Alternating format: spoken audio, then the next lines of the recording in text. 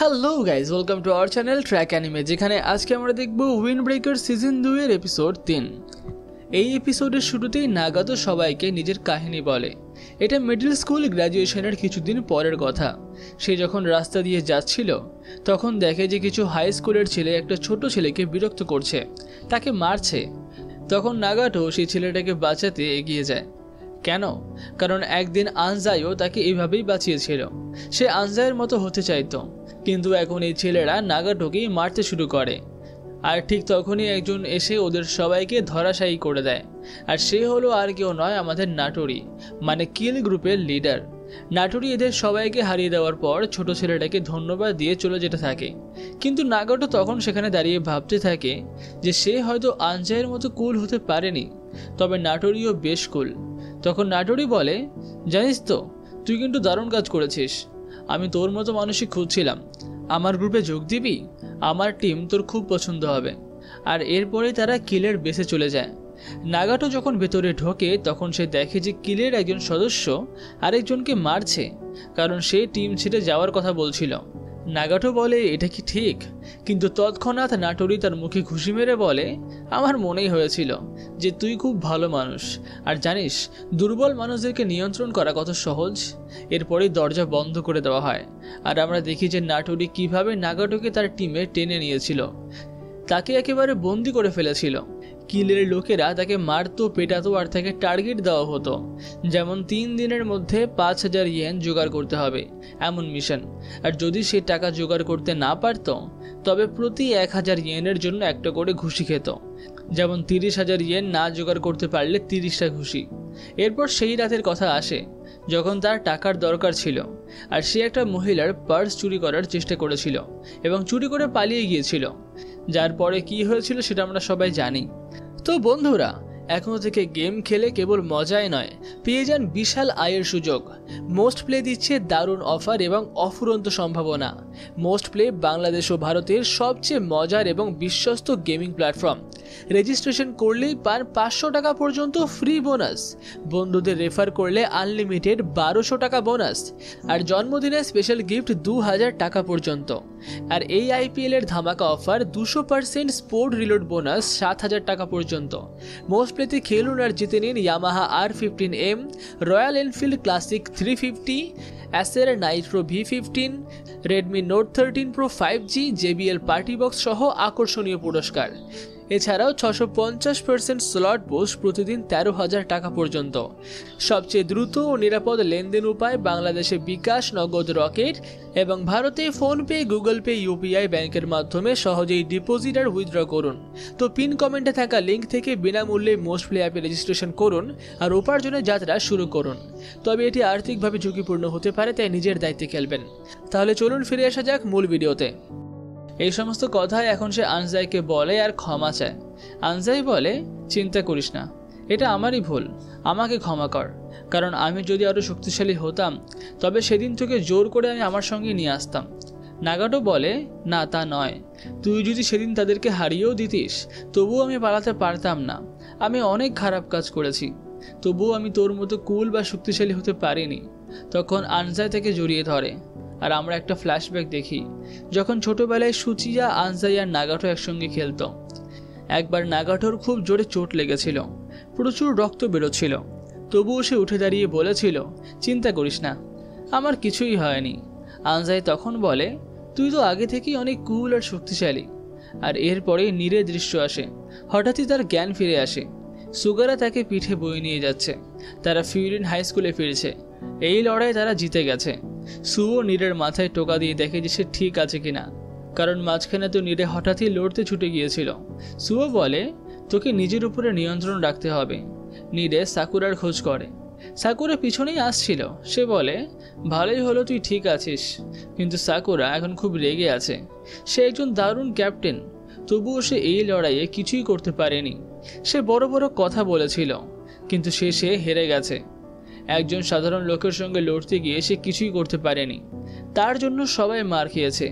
সে বলে, যদি কিছু বলতে চাস আমাকেই দোষ দে, আমি সব দোষ নিচ্ছি। কিন্তু আনজাই বলে, এমন নয়, তুই না থাকলে আমি কখনোই নাগাটোকে বাঁচাতে পারতাম না, আর এই কারণে তোকেই আমি ধন্যবাদ জানাচ্ছি। বাকি টিমের সদস্যরাও বলে, আমরা নিজেরাই মার খেয়েছি, এটা আমাদের দায়িত্ব, আমরাও হতাশ, এটা নিয়ে তুই এত ভাবিস না। এমনকি সুগিস্তাও হতাশ যে সে উমেমিয়ার মুখোমুখি হবে কিভাবে। নীরে বলে, তোকে সব দোষ নিতে হবে না, আমরা তো বন্ধু, তাই না? তখন সুও আর বাকি সদস্যরাও বলে, দেখ এত ভাবিস না, আমরা সবাই একসঙ্গেই আছি, তুই একা নোস।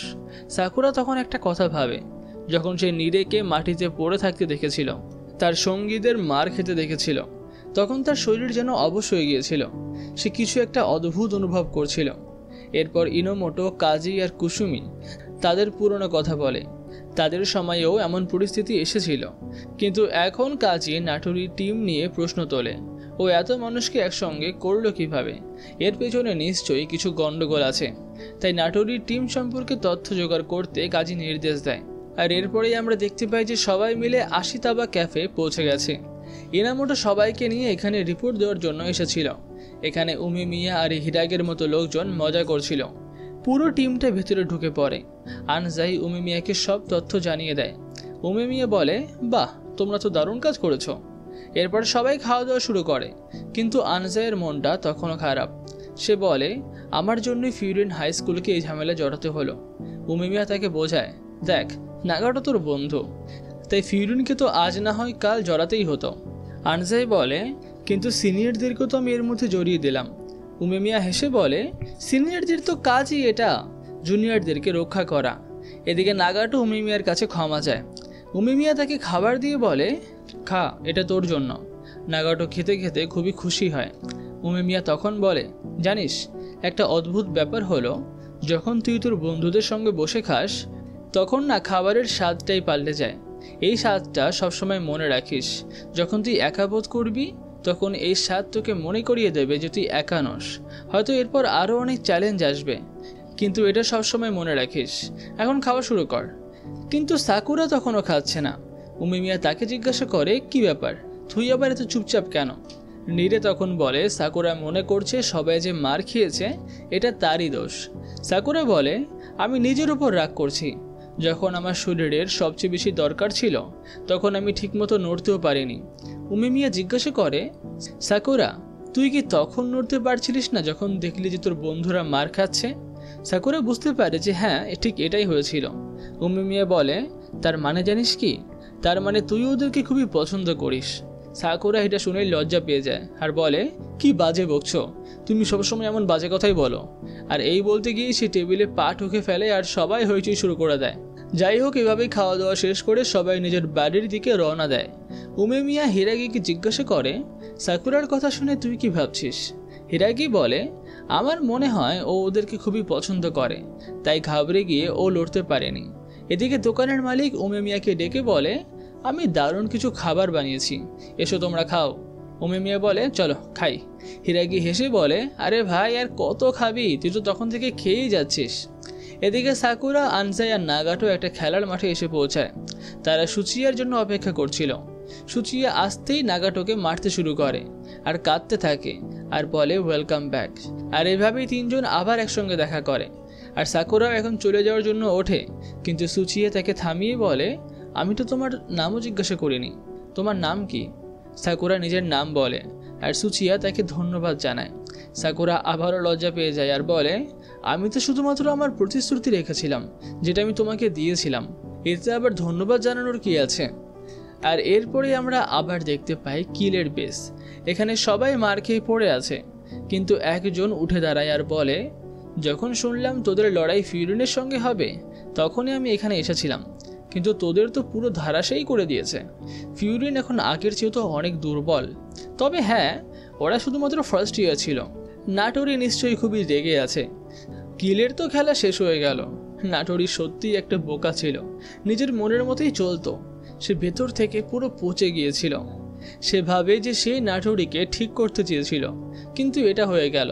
তবুও সে বলে, আমি হয়তো মানুষ চিনতে ভুল করেছি, কিন্তু ফিউরিনের সঙ্গে এই খেলা এখন অনেক দূর চলবে। আর এই সমস্ত কথাগুলো যে বলছিল তার গায়ে একটা ট্যাটু থাকে যার মধ্যে ফ্র্যাঙ্ক নামের একটা গ্যাংয়ের নাম লেখা রয়েছে। মনে হচ্ছে যে এটা কোনো নতুন গ্যাং যাদের সাথে হয়তো ফিউরেনের ঝামেলা হতেই চলেছে। কি হবে সেটা তো আমরা জানতে পারবো পরবর্তী এপিসোডে। যেটা দেখতে চ্যানেলটাকে সাবস্ক্রাইব তো অবশ্যই করবেন, আর ভিডিওটি ভালো লেগে থাকলেও ভিডিওটিকে লাইক কমেন্ট শেয়ার করতে তো একদমই ভুলবেন না। তাহলে দেখা হচ্ছে পরবর্তী ভিডিওতে।